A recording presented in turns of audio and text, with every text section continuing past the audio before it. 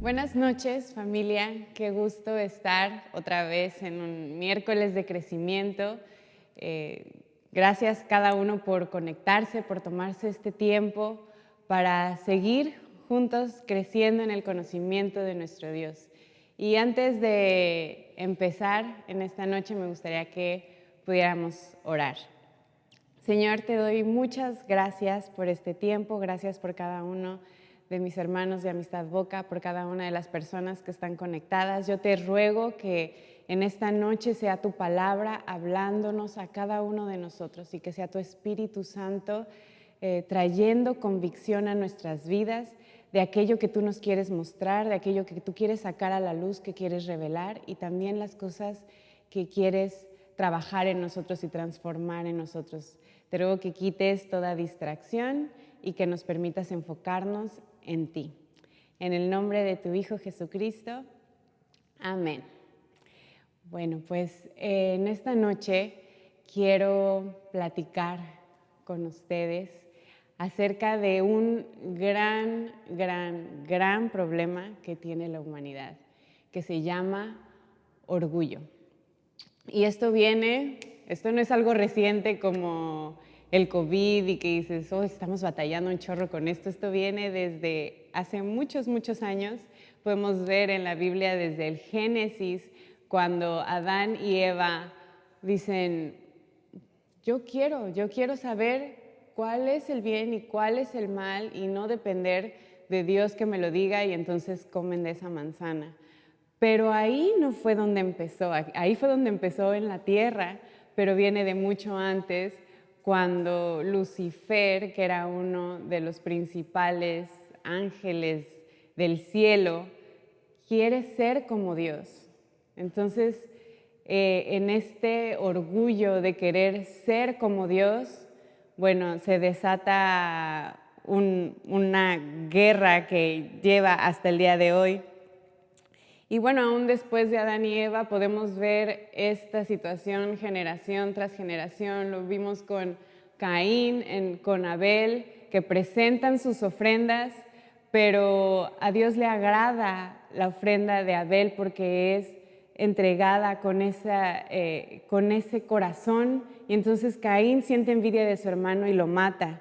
También cuando Dios le dice a Noé, construye esta arca, y la gente se burlaba y la gente creía que sabía más, se creían que qué ridiculez, ¿por qué está haciendo esto, ¿no?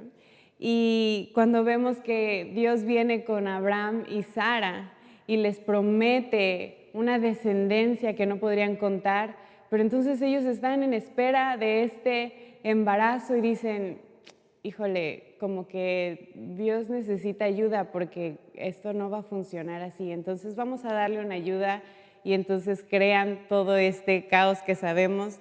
Lo vemos con Rebeca cuando quiere la primogenitura para su hijo favorito, ¿no? Y también destruye a su familia. Entonces, esto lo podemos ver muchas veces en la Biblia, pero también en nuestro día a día, en nuestros hogares, en nuestra familia. Del orgullo surgen muchas cosas, como la soberbia, por ejemplo. En Romanos 12:16 dice, no se crean los únicos que saben. Esa es una de las versiones. Con la soberbia decimos, yo soy mejor de los demás que los demás, o yo ya sé, no necesito que alguien me explique o me diga porque yo sé más que tú. ¿Cuántas veces en nuestras actitudes estamos diciendo esto? A veces no lo decimos de manera explícita, pero de alguna manera lo manifestamos. También surge el egoísmo, que es quiero todo solo para mí. Pienso en mí y en mis necesidades. En Filipenses 2:3 dice, no hagan nada por egoísmo. El interés, el hago algo para obtener un beneficio. El procurar a otras personas por conveniencia. ¿Qué puedo obtener yo de ti? Mientras tú me sirvas, mientras yo pueda obtener alguna ganancia o algo para mí, entonces me interesas. Primera de Corintios 10:24 dice, nadie busque sus propios intereses, sino los del prójimo. También está la pretensión. Quiero que otros me vean y vean mi valor, que vean lo que yo valgo. Pero en Primera de Samuel 16:7 dice que a Dios no le interesan las apariencias. Cuando dice, puede ser muy grande, muy fuerte, cuando estaba buscando Samuel al próximo rey, dice, tú no te fijes en eso, porque los hombres se fijan en el parecer, pero yo me fijo en el corazón. La otra cosa es la envidia, quiero lo que otro tiene, o yo me merezco eso que otra persona tiene, ¿por qué yo no lo tengo? Proverbios 23:17 dice, no envidie tu corazón a los pecadores. Y estas cosas pueden ser muy obvias y muy evidentes de lo que es el orgullo, pero hay otro tipo de orgullo que no parece orgullo. A veces decimos, no, pues el orgullo es una persona que presume mucho o que se siente más que los demás, pero las personas que son calladas o que trabajan tras bambalinas o que no les gusta exponerse a la gente, esas personas son humildes. Muchas veces detrás de este ocultarnos, y yo lo hablo de manera personal porque soy una persona muy introvertida, y el no exponerte a la gente o el no estar delante de la gente muchas veces tiene que ver con una cuestión también de orgullo, de el miedo a que mi ego se vea afectado o se vea lastimado. Entonces, realmente está en el corazón el que cierta actitud sea orgullo o no lo sea. No nos equivoquemos en pensar, no, como a mí no me gusta llamar mucho la atención, entonces soy una persona humilde, no soy una persona orgullosa. Tengamos mucho cuidado y creo que es importante el traer delante de Dios esto y preguntarle al Señor, si nosotros no lo podemos ver de manera evidente, ¿en dónde está ese orgullo en mi vida? Porque te puedo asegurar que cada uno de nosotros batallamos con este tema, porque del orgullo surgen todo el tipo de pecados que nos podemos imaginar. Todos. En el orgullo le dice a Dios, ¿sabes qué, Dios? No te necesito. O sí, pero no eres suficiente. Entonces necesito yo hacer algo más, buscar otra manera, porque lo que tú estás haciendo no es suficiente para lo que yo necesito. Y la palabra de Dios nos da un gran remedio a este gran mal, que es la humildad. Y la humildad es una palabra que viene de humus, que es tierra, y que es de la misma palabra donde viene la palabra hombre. Y me encanta porque es nos recuerda de dónde venimos. Nosotros somos, el Señor creó a Adán de la tierra, lo creó con sus manos, y nosotros venimos de la tierra. Y entonces nos recuerda quiénes somos. Realmente el vivir una humanidad correcta es vivir en humildad. Hay una frase de un gran escritor, Miguel de Cervantes, que dice, la humildad es la base y fundamento de todas las virtudes, y sin ella no hay ninguna que lo sea. Humildad tiene que ver, más que con el no ser vistos, es con aceptarnos con defectos y virtudes. Nosotros todos tenemos una cantidad de defectos y también una cantidad de virtudes, y tenemos que reconocerlas sin vanagloriarnos. Muchas veces creemos que una persona que sea segura de sí misma es una persona soberbia porque, porque sabe que es buena, no sé, en algún deporte o en alguna disciplina. pero no necesariamente. Y a veces creemos que al nosotros creer que no tenemos ninguna virtud o ninguna cualidad, entonces somos personas muy humildes. Esto no es humildad. Humildad es, como dice la Biblia, pensar de nosotros con cordura, lo que es y nada más. En aquellos tiempos, en los tiempos de Jesús, los griegos consideraban la humildad no como una virtud, consideraban a alguien humilde como alguien débil y despreciable. Realmente era como un sinónimo de pusilánime. Realmente no era algo que fuera valorado en esa época.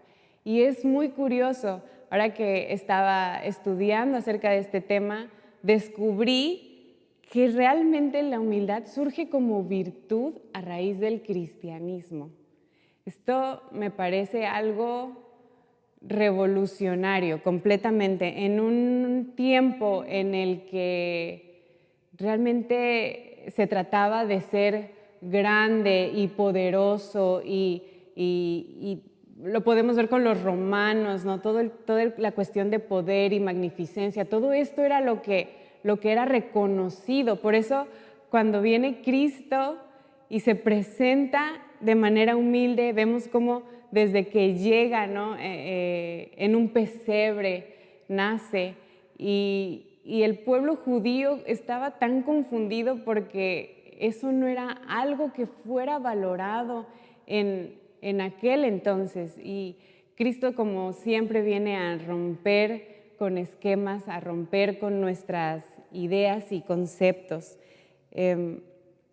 Para Dios la humildad es el fundamento del carácter.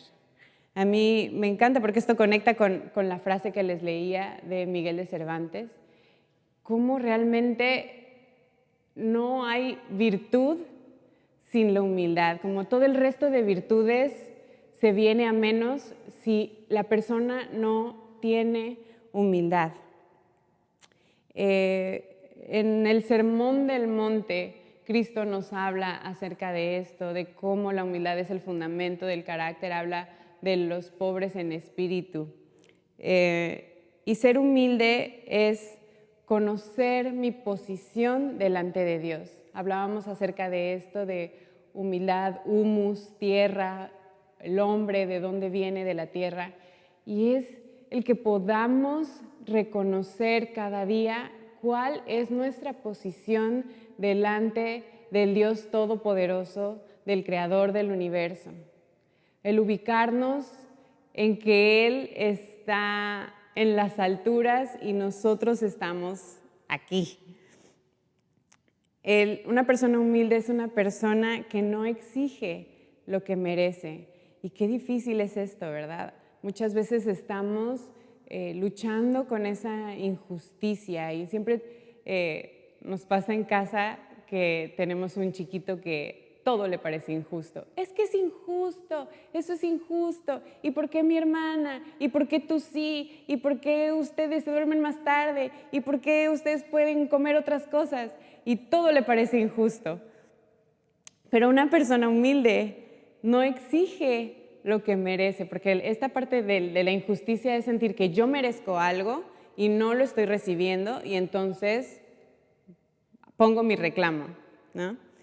Pero alguien que es humilde renuncia a lo que merece por amor a otros. ¡Wow! ¡Qué cosa tan impresionante! Y tenemos en Cristo el mejor ejemplo, ¿verdad? De renunciar a todo lo que merecía por amor a nosotros. Pero bueno, vamos a entrar un poquito más en detalle más adelante acerca de esto.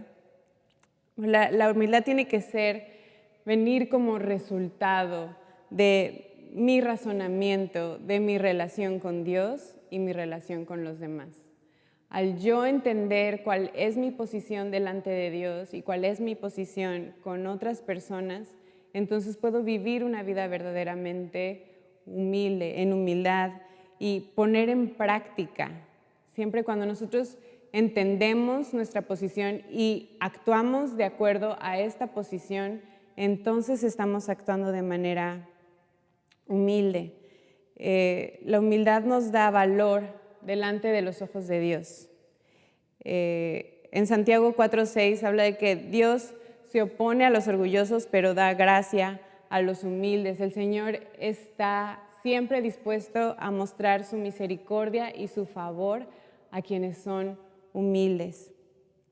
También el Señor nos ofrece guía y ayuda cuando vivimos en humildad, y tenemos el ejemplo de la vida de Daniel, cómo él reconoció a Dios, cómo él le puso en primer lugar a pesar de las adversidades en Babilonia, donde les decían: no te puedes inclinar ante nadie más que ante el rey. El rey es tu Dios, el rey es tu Señor. Y Daniel no solamente seguía inclinándose ante su Dios, sino que lo hacía de manera pública, y el Señor le recompensó ayudándole y le recompensó dándole dirección. Segunda de Crónicas 7:14 es el versículo que habla de que si se humillare mi pueblo, y entonces habla de que esta condición de humillación va a traer bendición de Dios, va a traer ese favor de Dios. Es una condición necesaria para poder recibir el favor de Dios. Y en Isaías 57:15 habla de que Dios habita con aquellos que son humildes. La humildad atrae a Dios, pero también la humildad de una persona atrae a otras personas. Cuando nosotros actuamos con orgullo, con soberbia, así como Dios dice: yo me resisto a los soberbios, también la gente que está a nuestro alrededor nos resiste cuando actuamos con soberbia y con orgullo. Pero cuando nosotros vivimos en humildad, entonces la gente es atraída, y lo vemos en el ejemplo de Cristo, cómo venían multitudes a Él. Venían multitudes a Él, y era por esa humildad que Él mostraba. Vemos el contraste tan claro entre los fariseos y Cristo, y yo creo que en ningún momento habían fariseos y que caminaran miles y miles de personas detrás de ellos buscando escuchar sus enseñanzas, ¿verdad? Pero vemos cómo con Cristo así sucedía, porque esa humildad atraía a los demás. Y entonces esto realmente es lo que nos puede permitir el compartir el Evangelio con otras personas. Cuando nosotros actuamos con religiosidad como los fariseos, entonces la gente no se quiere acercar a nosotros, pero cuando nosotros actuamos con humildad, entonces estamos abriendo las puertas para compartirles a otros del Evangelio de Cristo. Y tenemos a un Dios que es humilde. Podríamos decir, bueno, pues es que Dios está en los cielos y Él es como que, a veces yo creo que cuando yo era adolescente decía, ¿cómo es humilde un Dios que quiere toda la gloria para Él y que todos me canten y que todos hagan y yo soy el centro, ¿no? Como que a mí, en mi corta mente, me parecía como algo muy confuso, como que algo que no podía realmente conciliar. Pero cuando realmente sabes quién es Dios, reconoces quién es Dios, sabes que Él es el creador de todo lo que existe, que Él es el único merecedor de todo, y aún así, Él dispone de su tiempo y de su atención para mirarnos a nosotros, para cuidarnos, para guiarnos. Y no solo eso, sino que Dios mismo tomó nuestra forma. Y esto es algo que siempre impacta mi corazón. Un Dios tan grande, tan maravilloso, tan majestuoso, tan poderoso, tomando una forma tan vulnerable. Él no vino a la tierra como un hombre ya formado, vino a la tierra como un bebé, como un feto, aún todo el proceso de gestación, y estuvo en la posición más vulnerable de todas, por amor a nosotros. Si eso no es humildad. Y vemos cómo aún en sus últimos momentos, cuando Él se quita su manto y se pone de rodillas a lavar los pies sucios del camino de sus discípulos, algo que ninguno de ellos estuvo dispuesto a hacer, y Él lo hizo. O sea, ¿qué Dios más humilde que este? En 2 Corintios 8:9 habla acerca de esta humildad de Jesús. Dice que por amor se hizo pobre siendo rico. Y en Filipenses 2, que lo quiero leer directamente, Filipenses 2, del 1 al 11, vemos este camino de Cristo hacia abajo, este camino del Dios Todopoderoso a la humillación. Dice, por tanto, si sienten algún estímulo en su unión con Cristo, algún consuelo en su amor, algún compañerismo en el Espíritu, algún efecto entrañable, llénenme de alegría, teniendo un mismo parecer, un mismo amor, unidos en alma y pensamiento. No hagan nada por egoísmo o vanidad, más bien con humildad, consideren a los demás como superiores a ustedes mismos. Cada uno debe velar no solo por sus propios intereses, sino también por los intereses de los demás. La actitud de ustedes debe ser como la de Cristo, quien, pongan atención, siendo por naturaleza Dios, no consideró el ser igual a Dios como algo a que aferrarse. Por el contrario, se rebajó voluntariamente, tomando la naturaleza de siervo y haciéndose semejante a los seres humanos. Y al manifestarse como hombre, se humilló a sí mismo y se hizo obediente hasta la muerte, y muerte de cruz, que era la muerte más humillante y vergonzosa que existía en esos tiempos. Por eso Dios lo exaltó hasta lo sumo y le otorgó el nombre que está sobre todo nombre, para que ante el nombre de Jesús se doble toda rodilla en el cielo y en la tierra y debajo de la tierra, y toda lengua confiese que Jesucristo es el Señor, para gloria de Dios Padre. Hay un versículo en Proverbios que habla acerca de que a la honra la antecede la humildad. Y esto lo podemos ver en la vida de Cristo. El Señor nos dejó una lección muy clara, algo muy específico. En Mateo 11:29 dice, aprendan de mí.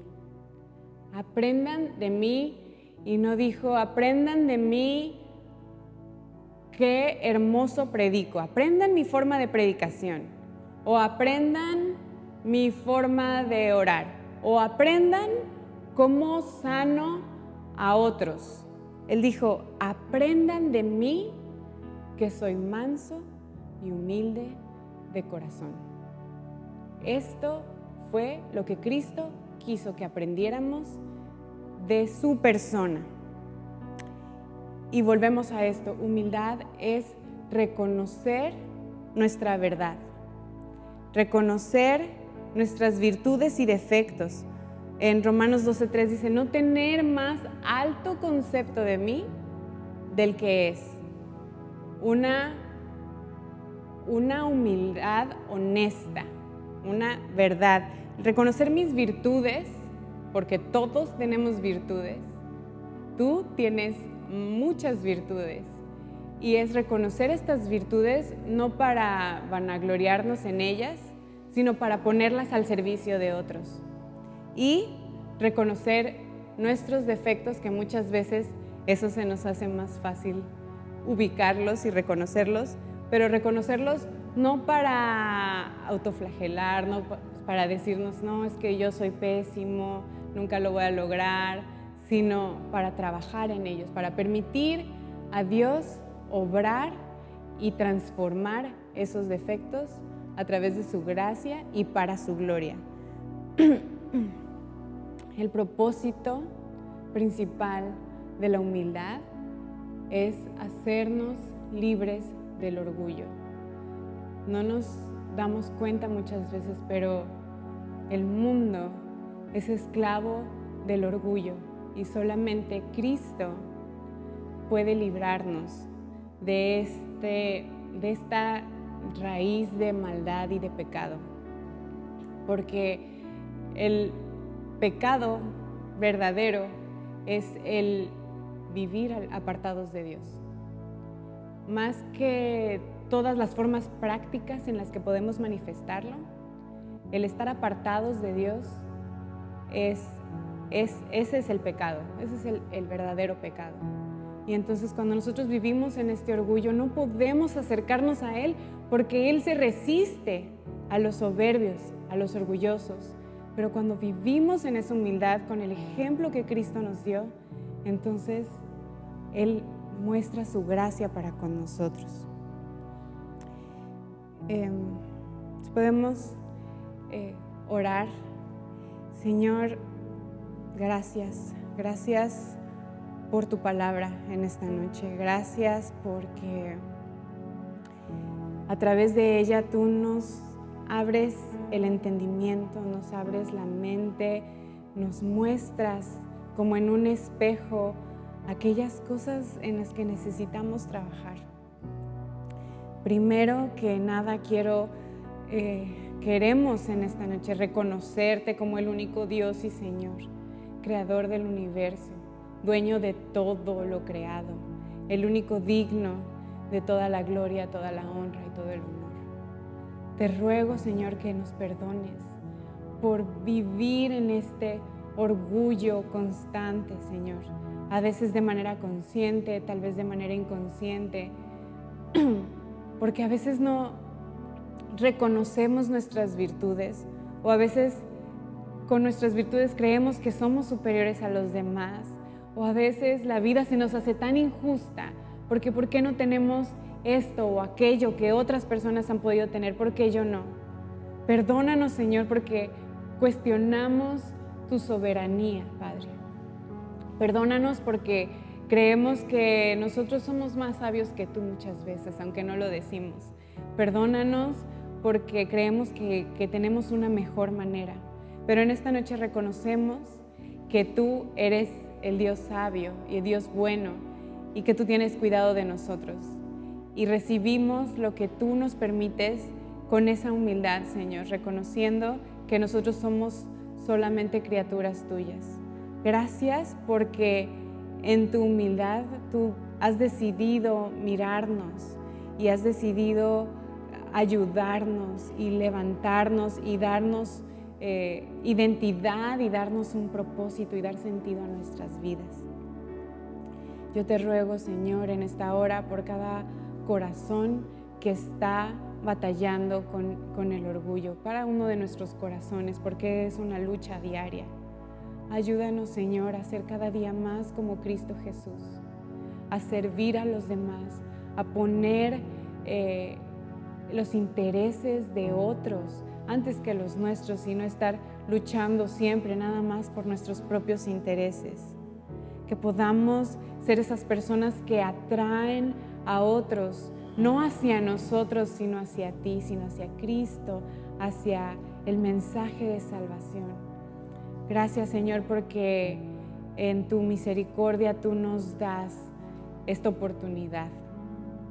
Y yo te ruego que sigas hablando esta palabra a nuestros corazones y que sigas revelándote a nuestras vidas y que sigas limpiándonos de ese orgullo y de esa soberbia y que sigas llenándonos de la humildad de Cristo cada día.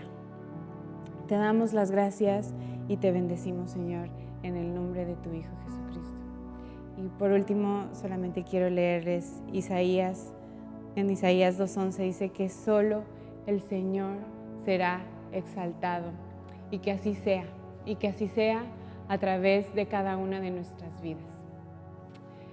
Pues bien, familia, muchas gracias por este tiempo, gracias por estar conectados, por seguir conectados. Les recuerdo que el domingo tenemos nuestras reuniones. Recuerden registrarse y pues seguimos en contacto. El Señor les bendiga.